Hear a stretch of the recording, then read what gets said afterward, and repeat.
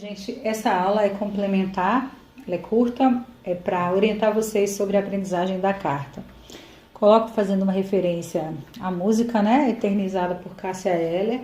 O professor me ensinou a fazer uma carta de amor, porque alguns vestibulares, a PUC, a própria UNB, que já cobrou gênero e meio, tem inovado na perspectiva de cobrança textual. Como no edital da UNEB, a UESB também coloca texto argumentativo, a carta é um gênero. Vou ensinar vocês a fazer hoje uma carta argumentativa. Lembrando que se eu tivesse que fazer a escolha, a carta e o artigo de opinião são gêneros muito mais fáceis de serem construídos do que a dissertação. Claro que vocês estão habituados a fazer a dissertação e talvez não tivessem, né, o interesse de trocar numa perspectiva de reta final, mas é minha obrigação ensinar a vocês, certo? Essa ideia de transmitir mensagem, informação para o outro, existe desde os tempos imemoriais do ser humano. Da garrafa, né, colocada lá no mar, ao WhatsApp de hoje, que a gente se interessa para mandar a informação. Mas afinal, o que é uma carta? É uma mensagem manuscrita ou impressa a uma pessoa. Daí o entendimento necessário de que para construir uma carta eu preciso dominar o pronome de tratamento ou a uma organização. O objetivo da carta é comunicar alguma coisa. No caso específico da carta argumentativa e das situacionalidades que se propõe no vestibular, o objetivo é que você emita uma solução, uma opinião sobre a questão que está sendo proposta lá. Pergunta crucial, que é a comum, né? Se eu sempre fiz dissertação em toda a minha vida, nunca escrevi uma carta, como é que eu vou ter experiência para fazê-la no processo seletivo? Como já disse, todas elas, a carta, o artigo, a carta argumentativa, elas estão dentro do princípio do texto argumentativo e, portanto, a base constante deles é o convencimento. Quais são as diferenças entre eles? Primeiro, como já disse, é a voz. A carta é em segunda, o artigo é em primeira e a dissertação é em terceira pessoa. Os objetos estão distantes, em especial a carta, o que quero entender é a sua relação, o artigo, perdão, o que quero entender é a minha relação direta com a questão. Então, eu acho que o Brasil é uma nação desigual, precisa de crescimento educacional como base para o desenvolvimento. Na carta, eu estou me dirigindo a alguém para expor essa mesma opinião, certo? E na dissertação, essa opinião minha está construída para ser basilar de uma tese. O que seria meu diferencial na produção da carta? Primeiro, saber usar com propriedade esses elementos de pronome de tratamento que a gente ignora durante quase todo o ano que está fazendo vestibular, porque necessariamente a gente está estudando a dissertação, quer fazer a dissertação para o Enem. Então, para que vocês entendam a diferença, senhor e senhora são empregados no tratamento cerimonioso, vocês no tratamento familiar. Vossa Excelência e Sua Excelência são pronomes de tratamento que possuem vossa e são empregados em relação à pessoa com quem nós estamos falando. Vossa Excelência. Vossa Excelência vai ao parque? Se eu estou falando desta pessoa, a respeito dela, a Sua Excelência, certo?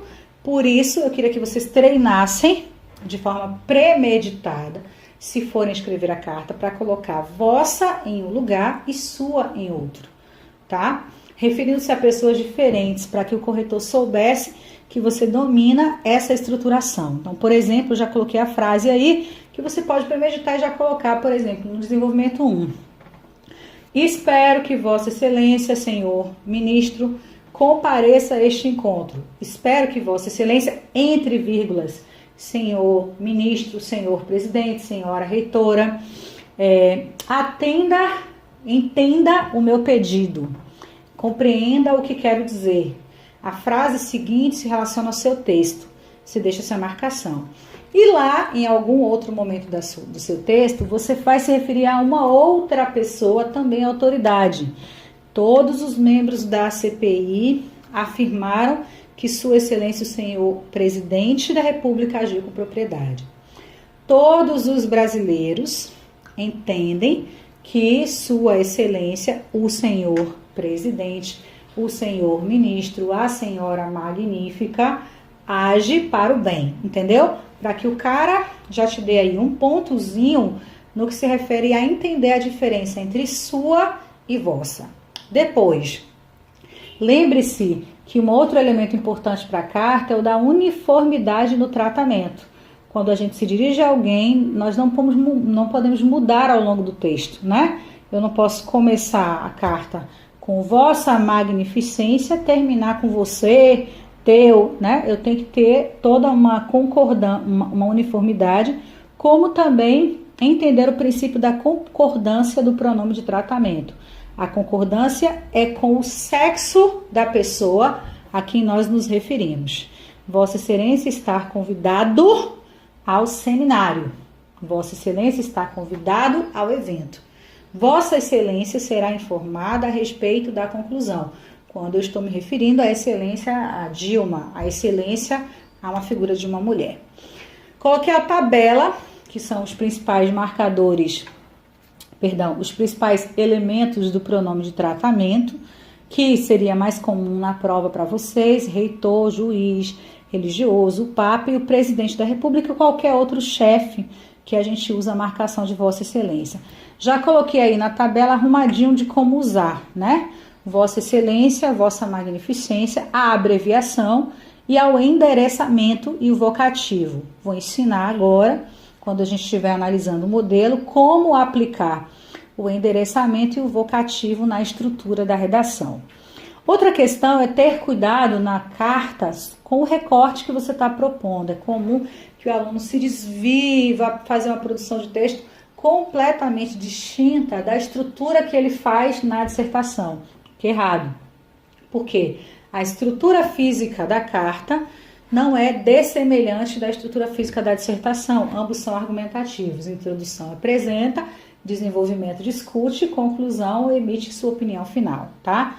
Então, às vezes, você enche de muitos outros elementos e esquece de que o primordial são esses três elementos aí. Então, algumas coisas para fazerem a diferença. Espera-se na sua carta a sua opinião, obviamente, mas ela precisa ser legitimada. Então é interessante que já na sua introdução você diga quem você é. Eu sou um cidadão brasileiro, eu sou um jovem que convive com a realidade do trânsito nacional, eu sou um representante de moradores, eu sou a voz dos que acreditam que um outro Brasil é possível. Lembrando que em alguns temas, esse quem você é já está definido na proposta. Apresente-se como estudante do ensino médio, apresente-se como estudante universitário. Então, eu sou fulano de tal, tá? O ideal, veja que o próprio modelo que nós estamos mandando para vocês já aparece aí na introdução, é que você faça isso na sua introdução, para que dê legitimidade, porque eu me apresento e começo a falar, e na cabeça do cara, quem é você? Né? Então, eu sou fulano e gostaria de falar com o senhor sobre isso, tá certo? Depois, faça uma espécie de diálogo com o leitor premeditado, como você fez no artigo. No artigo você não fala com o leitor, a carta também. O gênero dissertação é que é impessoal. A carta é interessante que você fale, por isso você também deve fazer isso de forma premeditada. Tente, ao falar, demonstrar que você domina esse gênero textual. Eu gosto muito desse chamamento que eu coloco aqui para vocês, ó. Espero que Vossa Excelência use a abreviatura para mostrar que também sei usar a abreviatura, vírgula, lembrando que o cargo vai estar sempre entre vírgulas. Senhor Ministro, entenda que as minhas razões são as razões do povo. Espero que Vossa Excelência, Senhor Ministro, entenda que o Brasil precisa de melhorias. Espero que Vossa Excelência, Senhor Presidente, entenda que a nação brasileira não será melhor se não houver melhores políticas públicas. Certo? Eu estou me dirigindo a alguém. E tem essa outra opção, que seria: se a Vossa Excelência me permitir, sei que estás cometendo um erro. Se Vossa Excelência me permitir, gostaria de ainda tratar da questão de. Se Vossa Excelência me permitir, gostaria de propor algumas soluções para a questão, tá? Então seria uma estrutura parecida com a dissertação, mudando a voz, né? Deixe os períodos normais, introdução, desenvolvimento e conclusão. brinque na abertura, puxando um assunto em comum, para que o corretor já perceba que você domina o gênero e é diferente, não vá com vem por meio desta, né? Para Michel Temer, por exemplo, você poderia começar, né? Como vai, Vossa Excelência? Imagino que ocupado com a transição do processo político nacional. Então, eu estou, né, demonstrando. Evite qualquer espécie de ironia, né? Como vai, Vossa Excelência, presidente Donald Trump? Imagino que é ocupado em me espionar. Né? Como vai, Vossa Excelência, presidente Michel Temer? E aí, como é o sentimento de perda? Aí não, né? A gente tem que ter esse domínio. Tem algumas pessoas que enfrentam processos que pedem carta aberta. Tem diferença? Pouca coisa. A estrutura é quase a mesma, mas a gente não precisa daquela tipologia de endereçamento. A carta não vai para ninguém, ela vai ser publicada no jornal, tá? Ele se difere da carta pessoal porque ele trata de assuntos de interesse coletivo, normalmente é sobre um assunto com um problema geral, tá? Ela é utilizada muito mais como forma de protesto, como um alerta, como conscientização da população, quando a gente se dirige a alguém com certa influência, né? Então, por exemplo, carta aberta a Sérgio Moro. Na verdade, eu quero falar a Sérgio, mas eu também quero falar a toda a população brasileira, tá? A intenção é a mesma, de convencer alguém. Eu estou colocando esse modelo aí da carta da Ordem dos Advogados para você ver que o título é assim, carta aberta cuidado com a crase, a sociedade brasileira. Carta aberta a Sérgio Moro. Por quê? Porque é uma carta que eu estou endereçando a ele, mas ao mesmo tempo é uma carta que todos os outros vão ler. Agora vamos analisar a carta. Então, Itabuna 18 botou a data, lembrando que a data, a cidade que você vai colocar é a cidade onde você vai fazer o processo seletivo, uma cidade imaginária, um lugar qualquer do Brasil, 18 de maio de 2018. Evite a marcação específica. Eu mesmo, Uruçuca. Por quê? Porque qualquer objeto de identificação numa carta pode zerar. Sejam cuidadosos. Bota a crase lá, a sua excelência, o senhor Michel Temer, a sua excelência Adélia Pinheiro, M.D, quer dizer, muito digníssimo. Botou o título, presidente da República, muito digníssima, reitora da Universidade Estadual de Santa Cruz. Excelentíssimo senhor, meteu a vírgula. Não sei se Vossa Excelência terá tempo para ler essa missiva. Sei que os últimos meses do governo não são fáceis no processo de transição governamental. Falei com ele. Na esperança que ela chegue às suas mãos e seja um instrumento direcionador de mudança, já me apresento. Me apresentei. Depois, diante disso, acredito que coloquei minha opinião, certo? Embaixo, apresento o dado, é notável, minha verdade, que as taxas são essas. E aí eu venho, nessa perspectiva, senhor presidente, seria pertinente o planejamento, apontei mais ou menos a minha ideia, comparativa com outros países, que era o Canadá. Então, todo o desenvolvimento da carta também tem fonte. Neste caso, eu usei uma comparação. Afinal, se quisermos, também tem frase final, ser um país gigante, precisamos aprender com gigantes. No desenvolvimento 2, se Vossa Excelência me permitir, estou falando com ele, sei que estás cometendo um erro histórico. Viu aquela frase que estava lá? Já que, para a questão, tem proposto um projeto que se concretiza a longo prazo, mas não resolve a questão para essa geração. O nosso ilustre escritor, citei Roberto da Mata, se eu quisesse citar uma autoridade, eu poderia ter dito, a sua excelência, né, ministro Roberto Fulano, aconselhou Vossa Excelência numa carta publicada no jornal A Folha de São Paulo. Por quê? Porque eu estarei usando duas autoridades. Veja que eu estou usando uma fonte que eu comumente uso, que é Roberto da Mata, aplicando a carta. E finalizei com uma frase final, também usando o elemento de pronome de tratamento, né? Espero que, olha a minha finalização, como ela é programada. Vossa Excelência, senhor presidente, entenda que minhas razões são as razões do povo, dou minha opinião e fecho sempre com uma marcação. Eu dei 3 opções para vocês. Por fim, espero que mais do que uma resposta à minha carta, eu possa ver efetivado o projeto de inclusão dos idosos em tal lugar. Por quê? Porque você sabe que você está se dirigindo a uma autoridade que não vai te responder mandando outra carta. O que você quer não é outra carta, é a solução do problema. Por fim, espero que no próximo ano, assim, assim, assim. Ou, por fim, espero que num eventual encontro. Por quê? Porque há alguns vestibulares, a Unicamp, por exemplo, que fala de carta convite. Você tem que escrever a carta convidando a pessoa para alguma coisa. Então, aqui é interessante que você venha na finalização.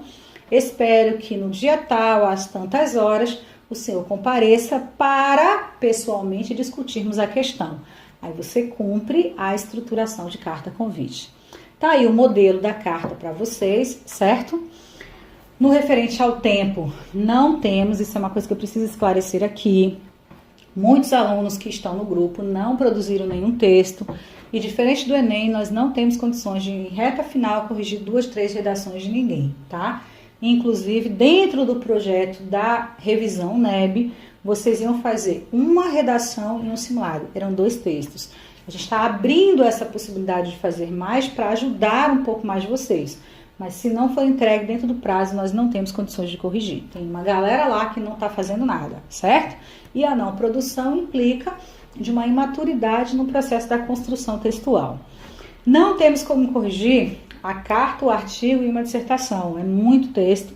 Para o pouco tempo que eu tenho, ainda tenho que direcionar ainda a baiana e toda a coisa da reta final. E essa barriga desse tamanho para carregar. Então, vocês escolhem ou a carta ou o artigo para enviar. Na carta, a perspectiva de escrita, a problematização que nós sugerimos é que você escreva uma carta ao curador do Museu Nacional do Rio de Janeiro, trabalhando sugestões para a reforma do museu, dentro das mesmas condições operacionais do simulado que vocês fizeram daquele artigo de Helena Brum, do jornal Eu País, certo? Então, como tarefa de produção textual, um dos 4 temas da carta da PUC, o artigo de opinião ou a carta, para a que a gente receba até sexta-feira, tá? Termino com o nosso amigo Paulo, né? Não andeis ansiosos com coisa alguma, porém que seja conhecido diante de Deus todas as suas angústias e petições. Suplique a Ele e dê a Deus ações de graça, porque a paz e a inteligência e a sabedoria que dele provém excede todo o nosso entendimento e Deus guarda o nosso coração. Estamos aí na luta, a gente vai chegar lá.